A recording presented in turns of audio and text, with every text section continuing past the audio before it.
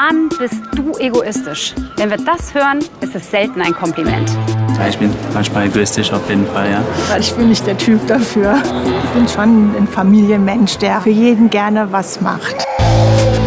Gönne ich mir eigentlich genug?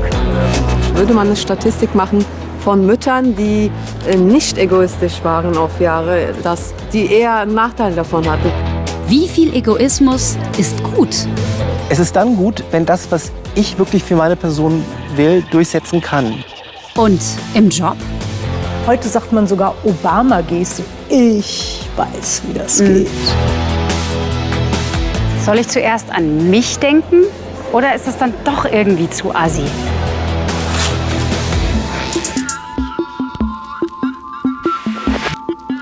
Woran liegt das eigentlich, dass Egoismus so einen schlechten Ruf hat und wir die Altruisten so in den Himmel loben? Zumal es doch so ist, dass die Menschen, die sich für andere aufopfern, für die Kinder, für die Familie, dass die viel schneller auslaugen. Da gehen Egoisten doch wesentlich zufriedener durchs Leben.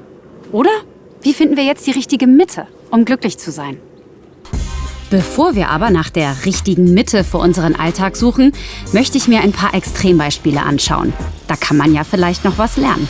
Auf meine erste Verabredung bin ich besonders gespannt. Nicht nur wegen des spektakulären Auftritts.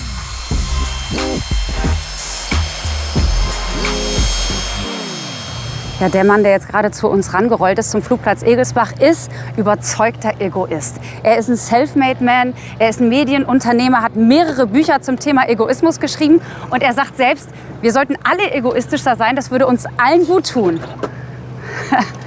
Hallo. Hallo. Herzlich willkommen. Dankeschön, Dankeschön. Moin. Moin. Herzlich willkommen in Hallo. Hessen. Hi. Wie geht's? Gut, selbst? Auch gut, danke. Das ist schon sehr chefig, wie Sie hier angekommen sind. Aber bequem und gemütlich und pünktlich vor allen Dingen. Ja, wunderbar. Darf ich gleich mal reingucken? Bitte. So ein Privatchat, den lasse ich mir noch nicht entgehen.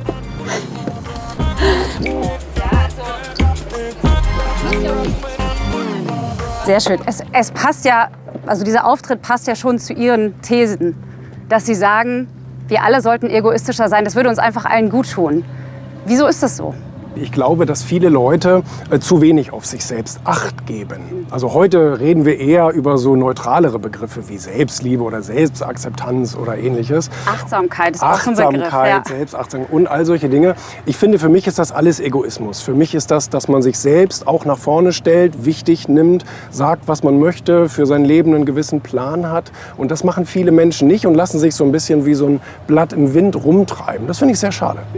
Und Sie sagen ja auch, also wenn wir als Einzelner egoistisch sind, dann hätten gleich alle was davon. Also inwiefern? Wenn wir etwas tun, was wir zum Beispiel gerne tun und sagen, naja, ich gehe jetzt mal egoistisch meinen Träumen und meinen Zielen nach, dann kann es eben oftmals passieren, dass wenn ich zum Beispiel ein Künstler bin, dass ich wunderschöne Bilder male, ganz tolle Musik mache, vielleicht damit allen Produktionsteilnehmern auf die Nerven gehe, aber letztendlich für die Welt ein ganz, ganz tolles Lied rausgebracht habe. Als Unternehmer kann ich jetzt aus eigener Erfahrung sprechen, also je mehr Ziele ich habe und je größer die Ziele werden, je mehr Mitarbeiter brauche ich zum Beispiel und je mehr Lagerflächen brauche ich und je mehr Fahrzeuge und so weiter und so fort. Und all das schafft ja auch Wirtschaftswachstum. Trotzdem gibt es ja in der Art und Weise, wie man jetzt diese ganzen Menschen beschäftigt, Unterschiede. Also wenn man es richtig brutal egoistisch macht, dann könnte man sie jetzt mal salopp gesagt ja alle zum Mindestlohn beschäftigen. Wie machen Sie es? Das ist Verhandlungssache. Also ja, wir haben Positionen, die haben eine so einfache Arbeit zur Grundlage, dass die vielleicht Mindestlohn oder knapp über Mindestlohn vergütet werden. Fachkräfte lassen das natürlich nicht mit sich machen. Ich zwinge weder jemanden bei mir zu arbeiten, noch für den Lohn bei mir zu arbeiten. Wir sind gerade insbesondere in Deutschland in einer tollen Position, dass Arbeitnehmer sich eigentlich ihren Job aussuchen können, selbst im unteren Sektor. Und das ist eine meiner wichtigen Regeln. Alles ist Verhandlungssache. Ja, Sie unterscheiden zwischen gutem Egoismus und schlechtem Egoismus. Wo ist da jetzt der Unterschied für Sie? Naja, die Guten sind die Leute, die eigentlich andere gar nicht tangieren wollen. Die Schlechten sind die, die anderen absichtlich wehtun, um selber einen Vorteil für sich daraus zu generieren. Daraus erkennt man ja schon, das ist ein Handeln aus der Schwäche heraus. Derjenige glaubt, er ist so mies und so schlecht, dass er anderen was wegnehmen muss, damit er selber was hat. Man könnte natürlich auch sagen, jetzt haben Sie mit Ihrem Privatjet die Luft verpestet für andere Leute. Das ist ja schon irgendwie dann Ein schlechter Egoismus, oder? Den Sie jetzt mit Ihrem Auftritt hier hingelegt haben. Man kann sicherlich vieles sagen, genau. Ja. Also ich glaube, jeder von uns muss sich irgendwie fragen, wo hinterlasse ich meinen guten und wo meinen schlechten Fußabdruck. Und ich hinterlasse definitiv auch ein paar schlechte. Naja, das tun ja auch Menschen, die jetzt keine ausgewiesenen Egoisten sind. Und viele Argumente fand ich jetzt überraschend einleuchtend. Wir lernen jetzt aber mal einen Mann kennen, der genau das Gegenteil lebt. Altruismus, Selbstlosigkeit. Wobei das so selbstlos dann gar nicht ist. Ja, das ist die mobile Sprechstunde. Das ist mein mobiles Sprechstundenzimmer, dieses Arztmobil. Und jetzt bringen wir quasi die medizinische Versorgung zu den Menschen hin. Gerhard Trabert, Hochschulprofessor, Allgemeinmediziner und Gründer des Mainzer Vereins Armut und Gesundheit. 2-mal pro Woche fährt er in Mainz öffentliche Plätze und Notunterkünfte an, um Menschen in Notsituationen zu helfen. Das Arztmobil ist da. Wie geht's Ihnen? Was machen die Füße? Ach ja, ich habe hier eine neue Warze, aber Soll ich Ihnen da eine Salbe mitgeben? lassen Sie mal jetzt. Ich gebe Ihnen eine So kleine mal schlimm mit. ist es nicht.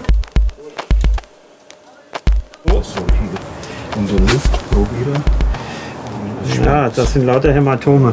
Ich höre Sie mal ab. Wo genau tut's weh? Zeigen Sie mir. Hier. Der Straßendoc, von den Patienten hoch geschätzt. Das ist wie ein Engel, keine Ahnung. Der Engel war auch regelmäßig als Seenotretter auf dem Mittelmeer unterwegs. Auf der Sea-Watch versorgte er die, die vor dem Ertrinken gerettet wurden. Für andere Menschen da sein, für Gerhard Trabert ein Fulltime-Job. Komm her. Ja.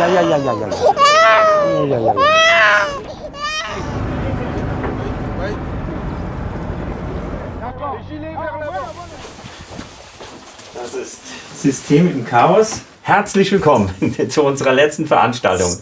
Schön, wer hat wieder den Mut, die Kamera anzumachen?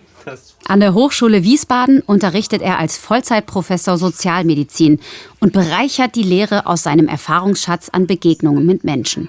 Wie kann man so wenig Ego haben und nur für andere da sein? Also ich würde einfach mal prinzipiell in Frage stellen, ob das alles altruistisch ist oder ob das nicht auch eine Form von Egoismus darstellt. Denn ich gebe ja nicht nur, das meint man, ja, wenn man das vielleicht von außen betrachtet. Aber ich bekomme ja unheimlich viel. Ja, ich bekomme etwas geschenkt, was man sich nicht kaufen kann, ja, was ganz Besonderes ist, was im Prinzip sind das Magic Moments, ja, da kann ich Ihnen was zeigen. Das ist, finde ich, beeindruckend in verschiedenster Hinsicht. Das ist eine Unterschenkelprothese von einem Mann, der aus Syrien geflohen ist und im Moria-Camp 2.0 lebt. Und das war die alte Prothese von Abdul, ja, geflickt. Und ich konnte ihm vor 2 Wochen eine neue Prothese bringen. Es war zutiefst berührend zu sehen, wie glücklich er war. Er hat die Prothese sofort angezogen, ist zuerst vorsichtig ein paar Schritte gegangen. Als er gemerkt hat, die Prothese passt ja wunderbar, ist er gejoggt mit der Prothese. Und das hat uns alle sehr, sehr bewegt. Doch auch in Deutschland gibt es viele Menschen ohne Krankenversicherung. Ohne Trabert würde niemand sie im Alltag ärztlich versorgen. Vor 30 Jahren fasste er als erster Arzt in Deutschland den Entschluss, einfach zu den Menschen hinzufahren. In seiner Freizeit. Ich spüre jetzt so eine tiefe, angenehme Müdigkeit. Ich habe wieder Menschen auf eine sehr spezielle Art und Weise begegnen dürfen. Ich empfinde das nicht als Altruismus. Es ist ein Leben, das von Geben und Bekommen geprägt ist. Und wissen Sie, das Elementare ist Beziehung für Menschen. Das ist das, was Menschsein in meinen Augen ausmacht. Und zwar eine Beziehung, die authentisch, die ehrlich ist.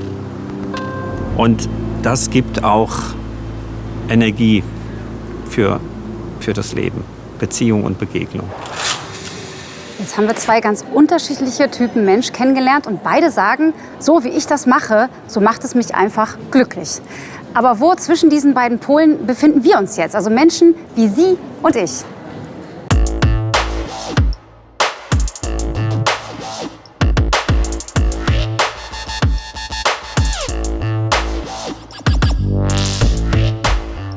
Das ist jetzt dein Tag, 24 Stunden. Okay. Wie lange schläfst du? So wie 6 vielleicht, 6, 7 So Stunden. wenig? Ja. Okay. Was danach? Wie sieht's aus mit Arbeit? Wie viele Stunden arbeitest du? Mindestens 10. Boah, krass. Okay. Wie sehen so die restlichen Stunden des Tages bei dir aus? Familie, also Ja. auch meine Freundin halt. Wie viele Stunden kriegt die ab? Also wir kochen, wir essen und dann wir gucken mal im Fernseher oder so. Dann vielleicht 4, 5 Stunden auf jeden Fall. Ja. Okay. Die Zeit, wo du wirklich nur das machst, was du willst. Nur für dich. Ich gucke Serien gerne. Ja, doch, Freunde treffen auf jeden Fall, ja. Vor ein paar Stunden auf jeden Fall. Ich denke, ich brauche nicht so viel Zeit für mich, ehrlich Ja. gesagt. Ich reise ganz gerne. Wir fragen halt auch ein bisschen danach, ob wir egoistischer werden müssen. Und müssen wir mehr an uns denken. Ja, ich bin manchmal egoistisch auf jeden Fall, ja. Mit Zeit, mit was wir machen, wo wir gehen, die Freunde, die wir treffen und so. Ich sage mal wir, weil meine Freundin ist immer so, okay, wir machen das, was du willst, kein Problem. Du bist der Bestimmer. Ja, genau, Ja. genau. Aber sie wirkt jetzt nicht unglücklich. Sie turnt ja auch um uns herum. Sie ist sehr glücklich, würde ich mal sagen. Aber du gibst den Ton an. Ja, normalerweise, ja. Leider spricht sie kein Deutsch. Sonst hätte ich sie gerne selbst gefragt. Sie ist ganz wenig Egoismus für sich selber eigentlich. Wie lange seid ihr denn schon zusammen? 7 Jahre. Ah, Wahnsinn. Thema Arbeit. Wie viele Stunden pro Tag nimmt das bei Ihnen ein? Da ich im Moment nur in Anführungsstrichen Ja. Haushalt mache, den ganzen Tag habe ich immer irgendwas zu tun. Okay. Also wenn es nur das Abendessen wegräumen oder Ja. was weiß ich. Kenn ich. Sie haben ja auch mindestens ein Kind, oder? Ich habe 3 Ah ja, okay. und eins ist jetzt ausgezogen. Weil dann würde ich jetzt hier tatsächlich noch mal bis zur Stunde 20, Ja, genau. haben wir hier noch die Familie hinzuaddiert. Ja. Das würde 3 Stunden für Sie machen. Ja, kommt ungefähr hin. Aber das mache ich dann natürlich mittendrin und Ja. nicht nachts. Ja. Abschalten dann so nachmittags mal. Das brauche ich auch. Also die Frage unserer Sendung ist, muss ich egoistischer werden? Ja. Aber ich bin nicht der Typ dafür. Ich bin schon ein Familienmensch, der halt für jeden gerne was macht. Mama von 3 Kindern, da brennt natürlich die Frage voll auf den Nägeln. Wie viel Zeit haben Sie am Tag nur für sich? Ohne die Lautstärke eines Babys oder mit? Inbegriffen, ohne. Also da komme ich oft mit Schlaf 8 Stunden. Und davon brauche ich ja noch meinen Schlaf. Nee, ich nehme da mal einen heißen Bad. Ne? Also das ist es. Oder mache einen alleinigen Spaziergang. Und das ist schon gut für die Seele und das braucht man auch. Wir fragen ja mit unserer Sendung, muss ich egoistischer werden? Ein gesundes Egoismus, ja, weil das führt dazu, dass wir einfach gesünder sind als Müttern. Also wenn wir mal ruhiger sind, entspannter sind, leisten wir mehr, habe ich das Gefühl. Also ist meine Erfahrung. Ja. Wo sind Sie denn überhaupt mal egoistisch? Ja, wenn der Partner kommt, der Arme hat gearbeitet, das war anstrengend, sage ich, nee, tut mir leid, ich bin jetzt egoistisch, jetzt bist du dran. Kann ich mal werden, ja. Hier hast du das Baby. Ja. Ich bin überzeugt davon, würde man eine Statistik machen von Müttern, die nicht egoistisch waren auf Jahre, dass die eher einen Nachteil davon hatten. Also keiner sagt, denke ich, im Anschluss, ach, machst du aufopfernd, weder die Kinder noch der Partner. Also man sollte definitiv ein gesundes Egoismus haben. Die meisten Menschen, mit denen ich jetzt hier gesprochen habe, die nehmen sich ja schon Zeit für sich selbst. Wobei, jetzt sind wir an einem Donnerstagnachmittag in der Frankfurter Innenstadt. Da treffen wir auch wahrscheinlich nicht die Leute, die sich eben niemals eine Auszeit gönnen. Aber nichtsdestotrotz, ein gesundes Maß an Egoismus, da waren sich fast alle einig, ist voll okay.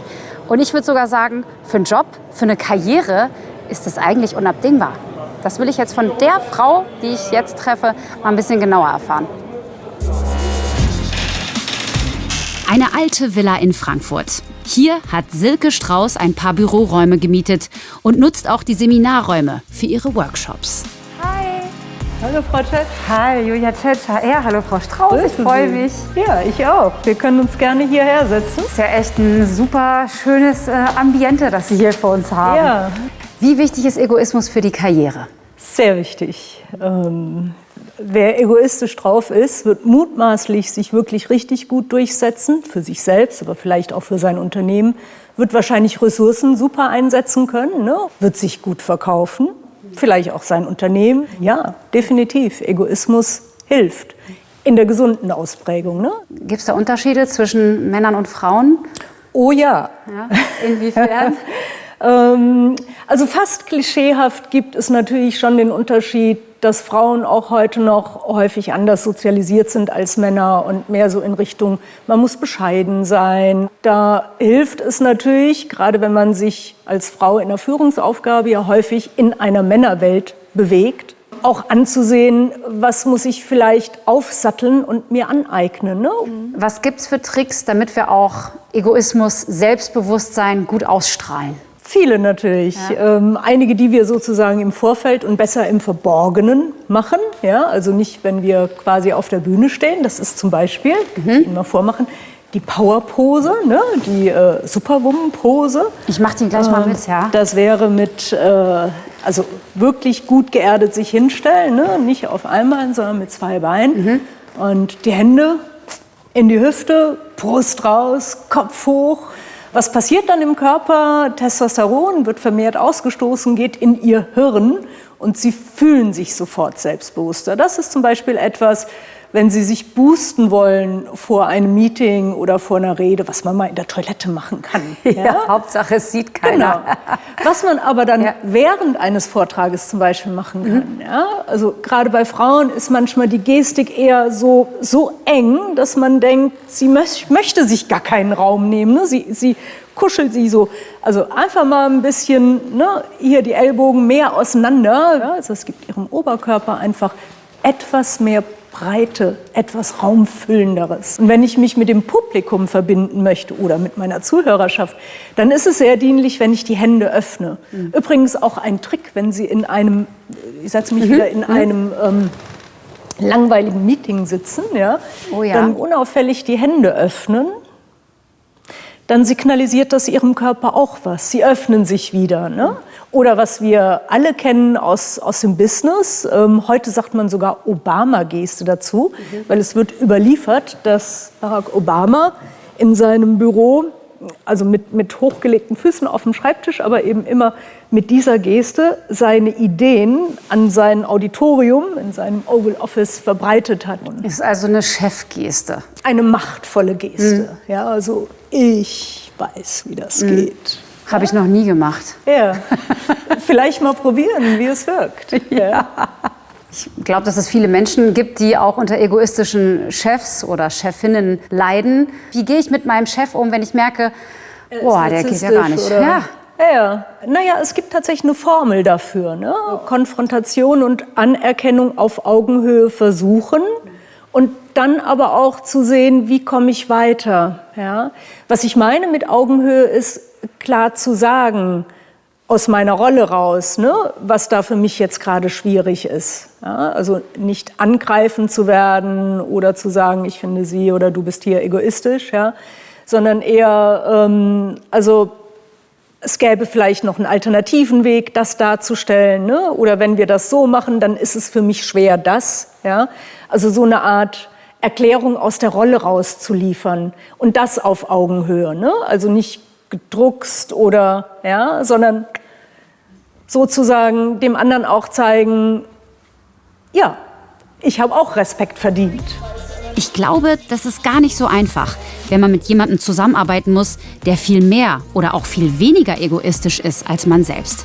Bei der Gelegenheit, wie viel Egoismus ist eigentlich angeboren? Sind wir geborene Egoisten? Früher glaubten das viele, auch in der Wissenschaft. Das Gerangel im Sandkasten schien ein Beweis, genau wie das Drängeln im Verkehr. Ohne Erziehung denke der Mensch nur an sich selbst, so wie unsere nächsten Verwandten im Tierreich.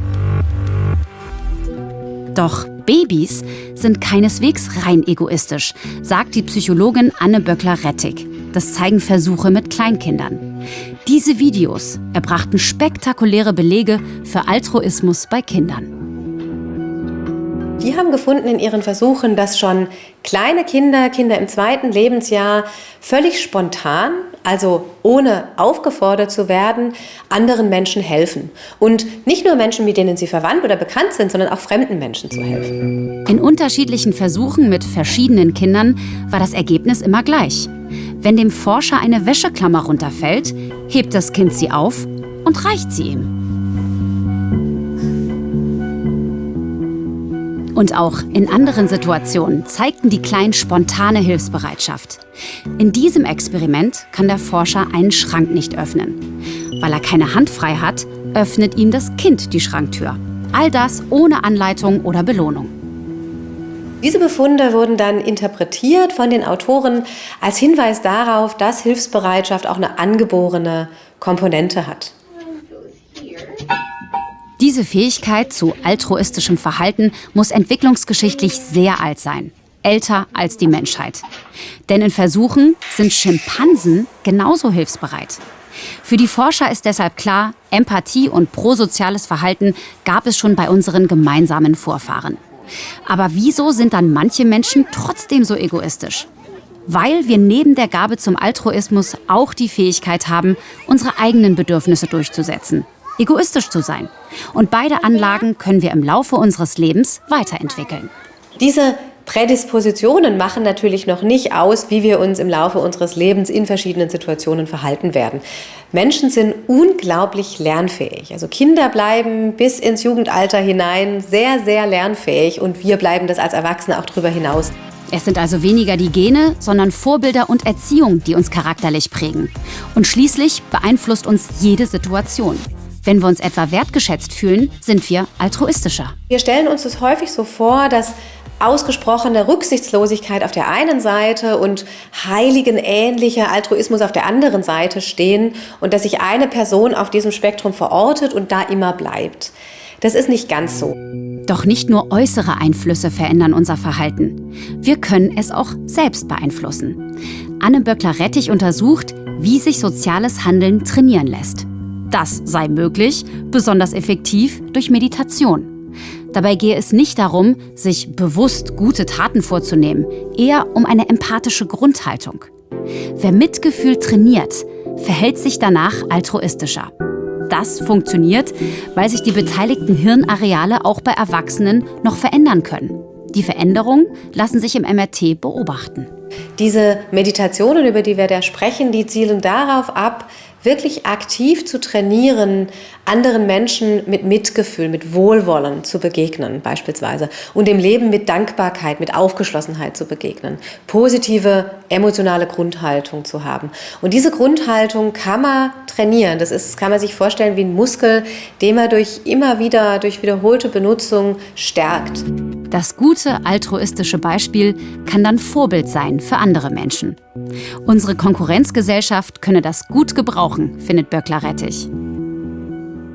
Wenn wir Altruismus in uns finden, dann sollten wir den kultivieren, so viel wir können. Wir müssen uns keine Sorgen machen, denke ich, dass der Egoismus, also der gesunde Egoismus im Sinne von wir kümmern uns um unsere Bedürfnisse, uns abhanden kommt. Altruismus und Egoismus sind nie einfach nur gut oder nur schlecht. Und wir brauchen sie beide. Was zählt, ist ein ausgewogenes Verhältnis. Wie kriegen wir das jetzt hin, dieses ausgewogene Verhältnis, einen guten Egoismus? Ich habe mir gedacht, ich spreche mit einem Psychotherapeuten drüber, der muss es ja wissen. Frau Tesch, schön, dass Sie da sind. Super. Hallo. Kommen Sie gerne rein. Einfach durch diese Tür durchgehen. Danke. Uns vielleicht da hinsetzen. Ja. Welche Art von Egoismus ist denn noch gut? Es ist dann gut, wenn das, was ich wirklich für meine Person will, durchsetzen kann. Sie müssen schauen, wir müssen immer ausbalancieren, was wir alles müssen, was wir sollen, was unsere Eltern uns gesagt haben, was wir sollen oder was wir wirklich wollen. Und das muss in Balance gebracht werden, wie so ein Dreieck. Schwierig, toxisch oder überzogen, übermäßig wird es dann, wenn ich die Territorialität oder den Freiraum der anderen sozusagen bedrohe. Also wenn ich andere schädige. So ein überzogener Egoismus, der kann ja ganz unterschiedliche Blüten treiben. Wie sieht er jetzt von den Menschen aus, die zu Ihnen kommen? Viele von denen glauben, sie sind was ganz Besonderes und haben bestimmte Rechte, die sie auch durchsetzen dürfen und hinterfragen das überhaupt nicht mehr. Also die meisten, die kommen, sind auch ganz besondere Menschen, die Leistungsträger sind, die super erfolgreich sind. Problematisch sind die, die scheitern oder erfolglos sind. Aber die, die Erfolg haben, haben sie auch irgendwie zu was gebracht und meinen, der Erfolg legitimiert sie auch. Denken andere aber wenig mit, sind auch nicht ganz so empathisch. Und das schafft eben auf Beziehungsebene totale Probleme. Und diese Menschen verstehen überhaupt nicht, warum es Probleme gibt. Es sind ganz beträchtliche psychosoziale Unkosten. Was ist denn mit Kosten gemeint?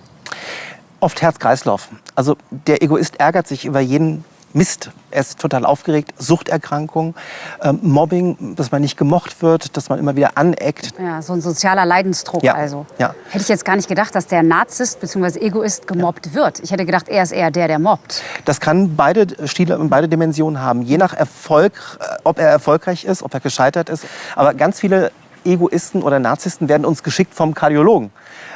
Weil die sich permanent aufregen, ärgern, andere ja attackieren, dass eben so viel Cortisol, so viel Stresshormon ausgeschüttet wird, dass eben das System immer heiß läuft und dann irgendwann zusammenbricht.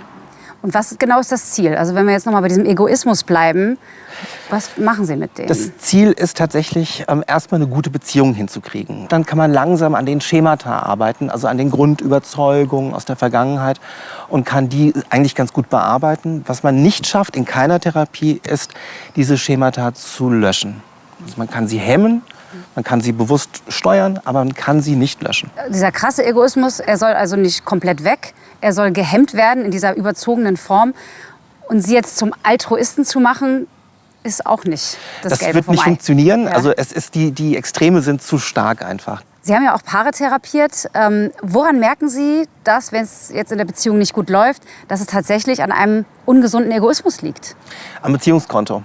Ich merke, dass das Beziehungskonto einseitig abgebucht wurde. Das heißt, einer der Partner, im Zweifelsfall der verdächtige Egoist, nimmt immer nur. Er nimmt nur und er gibt nicht zurück. Und die andere Person wird ständig entwertet, sie wird klein geredet, sie wird auf Distanz gehalten. Es gibt oft Affären, also es können 150 Sachen passieren. Aber wenn man es auf den Punkt bringt, ist immer das Beziehungskonto nicht gut gefüllt. Einer bucht ab und die Bank gibt sozusagen keinen Kredit mehr. Stelle ich mir vor allem in einer Partnerschaft jetzt noch mal richtig übel vor, wenn man so jemanden an seiner Seite hat. Was können wir vielleicht an uns ändern, damit wir damit besser klarkommen? Die Instrumente sind füttern. Also den Partner loben für erwünschtes Verhalten. Also immer wieder sagen, wie toll er ist, was er alles gut macht. Und dann langsam auch mal sagen, Schatz, du könntest doch aber auch mal die Spülmaschine ausräumen. Und wenn er sagt, nein, aber du machst das viel besser als ich. Wenn er Spielchen gespielt, auch da laufen ja Tests, immer wieder sagen, nein, ich würde mir schon wünschen, dass du das machst. Ich stelle es mir fürchterlich vor, dass ich meinen egoistischen Partner auch noch so richtig extra loben muss. Ja, aber das ist ja mir jetzt voll zuwider eigentlich in dem Moment. Uns Therapeuten auch, Ja. aber wir wissen, dass diese Spielchen irgendwann aufhören. Also bei diesen Menschen ist ja das Beziehungsmotiv Anerkennung ganz hoch in der Hierarchieebene. Und wenn das befüttert wird, dann legt sich das wieder. Man darf nicht an sich selbst zweifeln, man darf sich auch nicht verlieren, man darf nicht sich überlegen, okay, ich muss alles für den Partner tun, muss mich komplett aufgeben.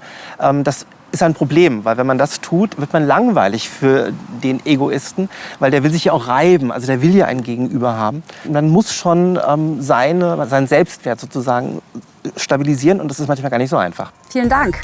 Sehr gerne. Muss ich egoistischer werden?